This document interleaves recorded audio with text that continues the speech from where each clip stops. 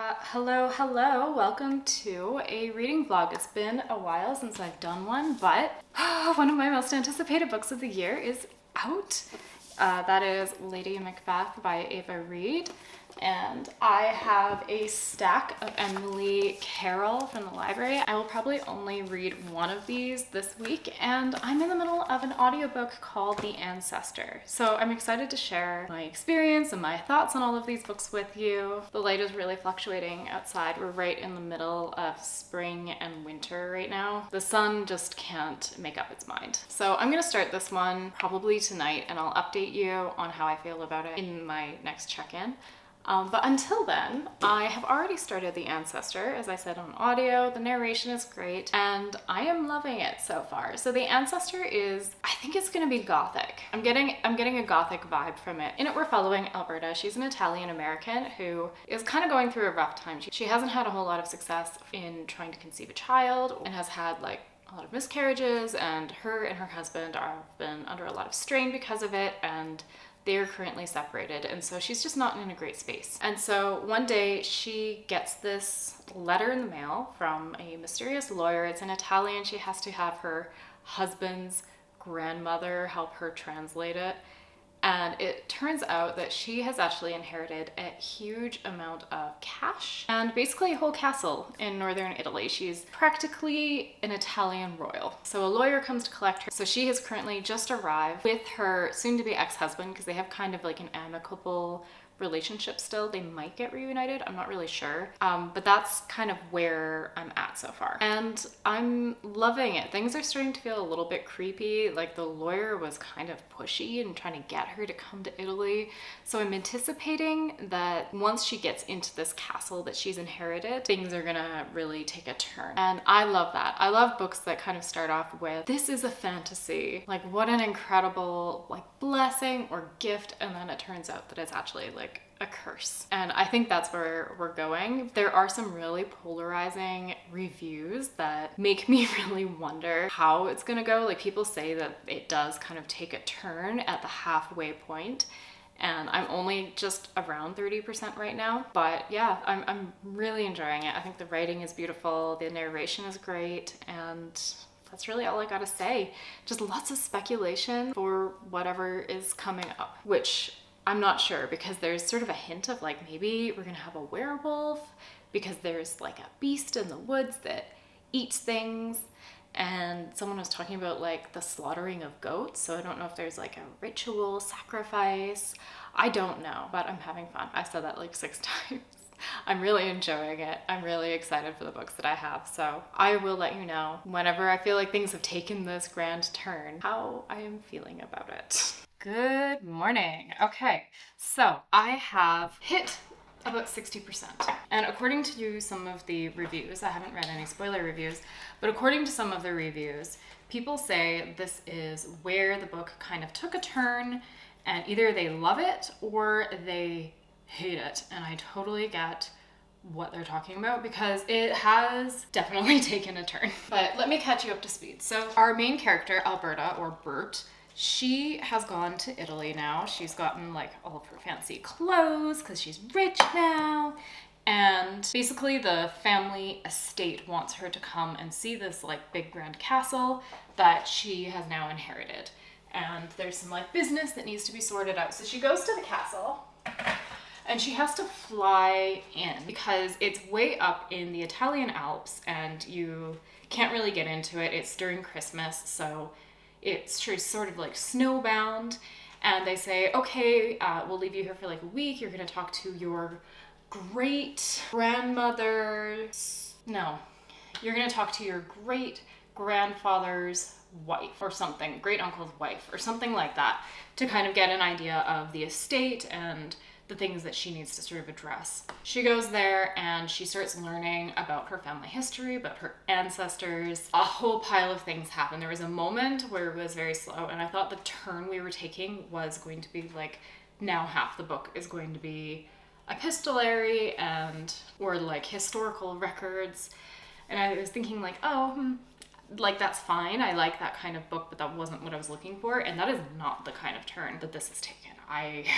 there have been a few moments that I thought we were going in one direction and it could have gone in one direction, and then it went a completely different way that I just did not predict. So I think I'm loving it.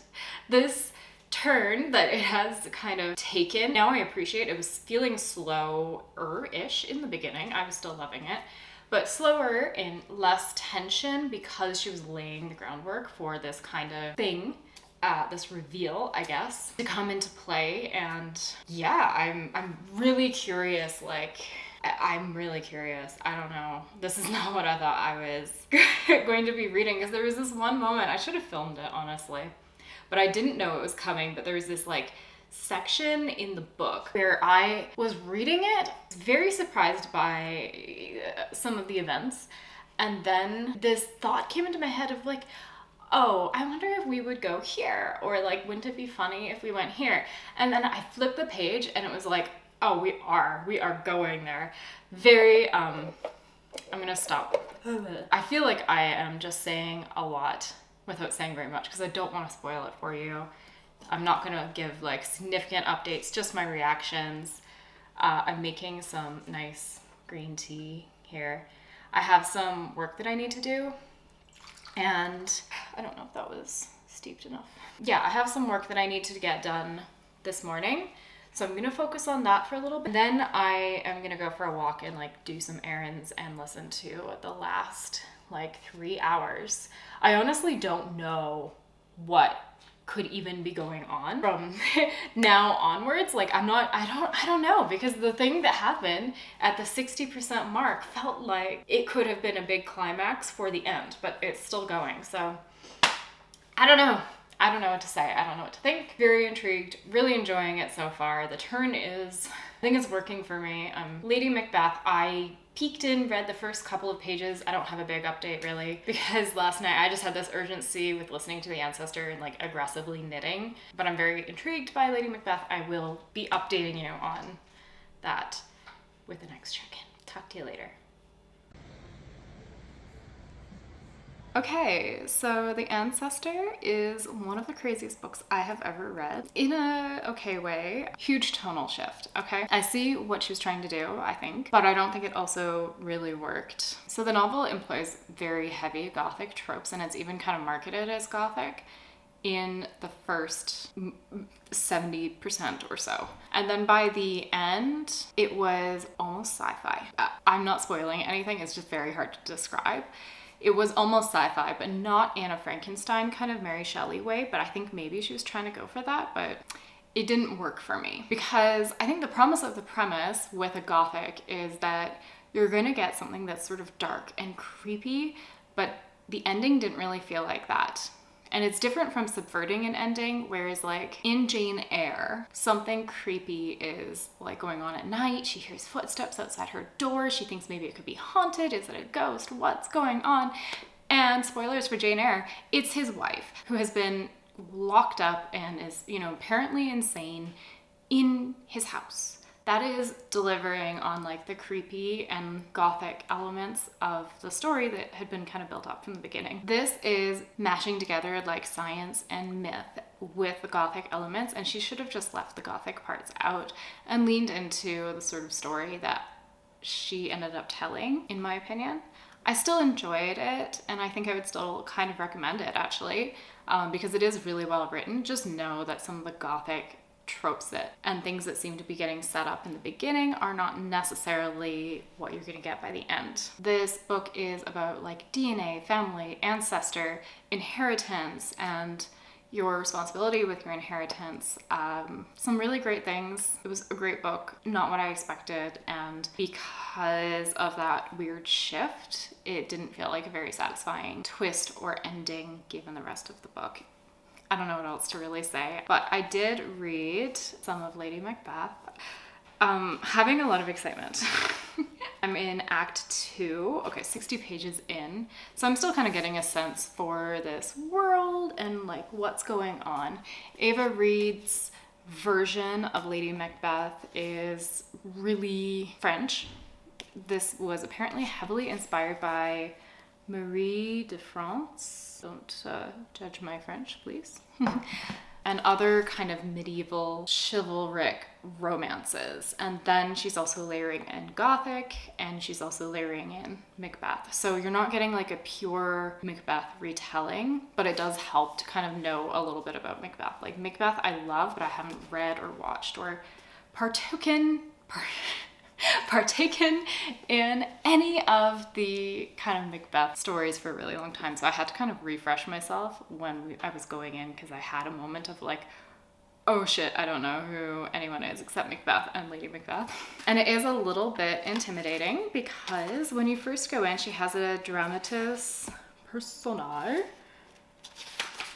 but people have multiple different names and like ways of being referred to. I don't know if you can really see this, but there's that, and then there's a glossary where there's sometimes multiple terms for countries and regions according to kind of who's referring to it. And she says that she has made that decision intentionally to acknowledge that there are a plurality of cultures and peoples and claims to land and all of that, which I think is cool, but none of it is terms or words or phrases that I'm already familiar with, so I was very concerned when I was going in.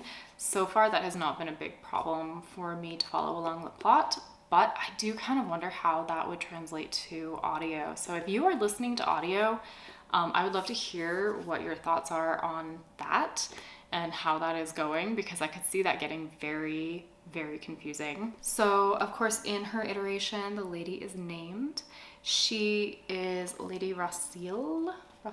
And the book begins with her going to Scotland, or Glamis, to get married, and begins with their wedding and how she immediately begins kind of manipulating her husband, Macbeth. Ava Reid writes a beautiful sentence, but I am a little bit hesitant. Like, I have a lot of reservations and like kind of concerns. Like, I hope that she is not making Lady Macbeth this fragile, soft young woman, because she's 17, and if I'm remembering right, she's more middle-aged in the play, and I kind of like her as a middle-aged woman who has real like anger and is really cunning and conniving. In this, she's obviously trying to say something about patriarchy. Yeah, I just hope that she doesn't kind of take Lady Macbeth's agency by focusing on the youth and the innocence of her now being 17.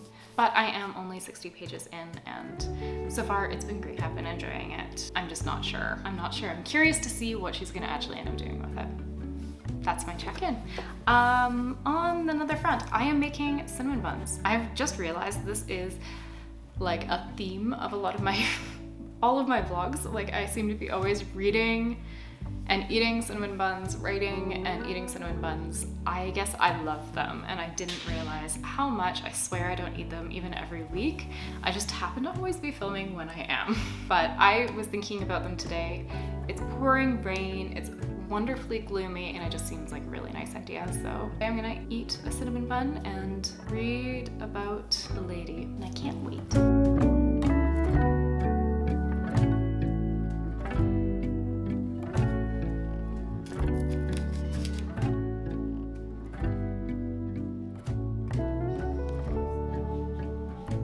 I do love and want to read more like older women in fantasy, especially vindictive older women in fantasy, but I totally get what she's doing here, and I think it's working really well. So Rossille, or Lady Macbeth, has her own kind of magic. As you can kind of see on the cover, she's wearing a veil because they say that by seeing her eyes, she can induce madness in men, and that she's a witch. At first I wasn't sure if this was literal or if it was like just kind of figurative and like a metaphor for lust, which it is, but it is also quite a literal power. So she can ensorcel people and has been using this power as part of her manipulation and her control. And her husband, Macbeth, has been kind of using her power as well. There's also a romance that I was expecting, but have kind of enjoyed seeing it played out. It's pretty minor in terms of how much page time we're getting with it. But yeah, obviously it's not with Macbeth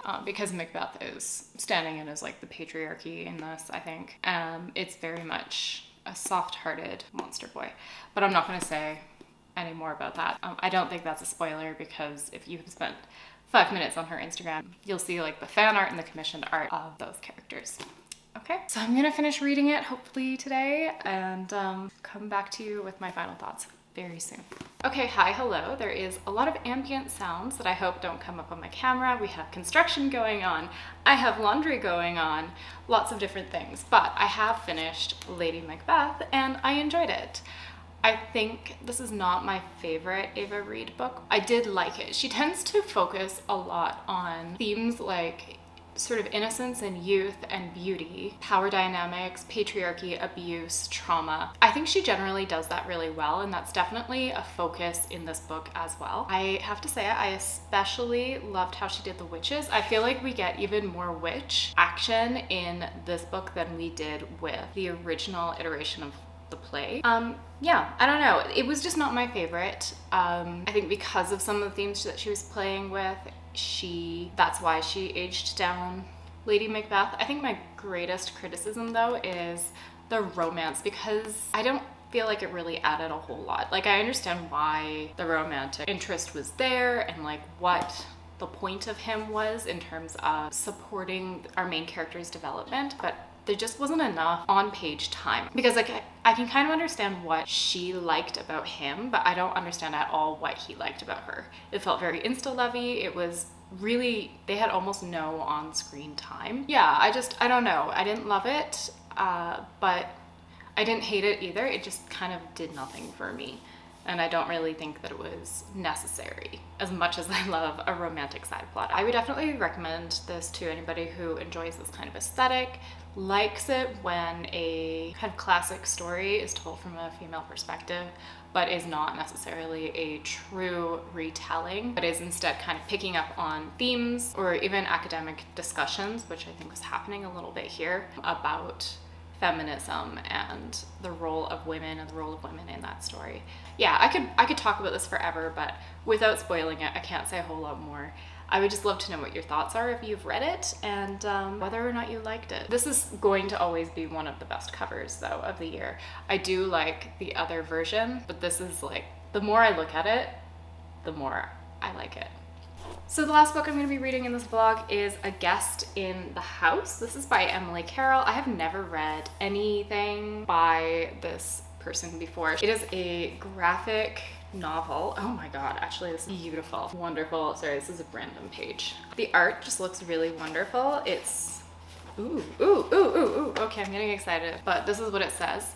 I used to dream of dragons. Should we do this dramatically? I used to dream of dragons. Abby is settling into her married life, making coffee, cooking for her husband David and her stepfather Crystal. What? Oh, stepdaughter. Her stepdaughter Crystal. Spending evenings curled up together in front of the TV. For a quiet woman without many friends, she's proud of the life that she's built and desperately wants to believe that they will all be happy. But what really happened to Crystal's mother, the artist who no one speaks of? What secrets does their strange house by the water harbor, and what of Abby's old dreams and fears of Lady Grey, the Knight, and the Dragon? In her chilling return, a story of grief, ghosts, and the struggle to be oneself, Emily Carroll casts another unforgettable spell. Hopefully that's not too cringe. I was thinking I would be able to read this in a day, but it depends, because some of this artwork just looks astounding, and I've been really wanting to get into graphic novels and manga again. It's been a little while, so I will let you know how this goes. And I'll probably not check in on this one because I feel like I'm gonna fly through it. Who knows? I realized, what is the point of doing a reading vlog if I don't film a check-in? So I just thought that I would show you the first couple pages, because I'm obsessed with this artwork. So she has these sections which are immensely colorful and like sort of violent and just honestly stunning. The colors are incredible. But most of our story is actually in black and white and kind of like a comic book look. And I love it. I'm really enjoying it so far. That's my check-in. So I am really not sure if I was smart enough to understand this book. The end was a little confusing. You have to use your brain. I think that's the thing, is that you have to use your brain. She doesn't really explain at the end exactly what happens. I feel like anyone would almost have to go back and reread the whole book to understand exactly what unfolded, or to understand what she's saying, you know? So in this book, we're following Abby. She is recently married to this guy who's a bit older. He's a dentist, and honestly, he's not around that much. He expects her to take care of their child, Crystal. Oh my God, I think that's my dishwasher.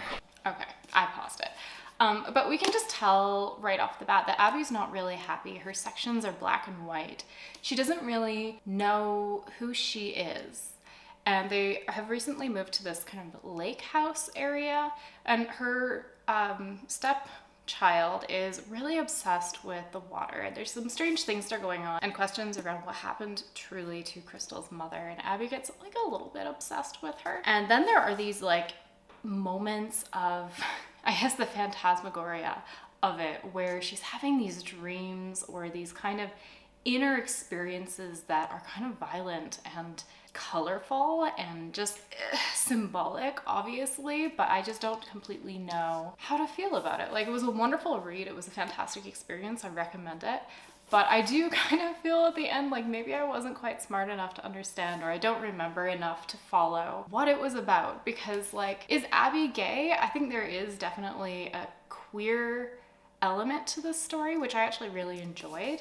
I think Crystal could be trans, or at least doesn't present as very traditionally feminine little girl. I just felt a little bit confused despite really enjoying myself. So that is A Guest in the House. I also didn't realize that she was a Canadian author. This is set in Canada. I really loved that little surprise of like Canadian money, Canadian holidays, stores, things that were being referenced that just felt really nostalgic to me. Like, oh, I like that. That was my childhood too. I mean, it was a great reading experience. I've said before that I often struggle a lot with graphic novels and manga because I don't find them as immersive, because my imagination isn't as actively engaged, because I kind of stop and I'm looking at the pictures and the image is there for me. I'm not creating my own, but I just found this so immersive. This is really one of the best reading experiences, like as I was going through the story, that I've ever had. So that was also a plus, and I'm looking forward to reading some of her other stuff. As I said, I have like a little stack from the library of her backlist, and yeah, that is A Guest in the House by Emily Carroll, which brings me to the end of this vlog. I don't really have anything else to say. My legs are falling asleep.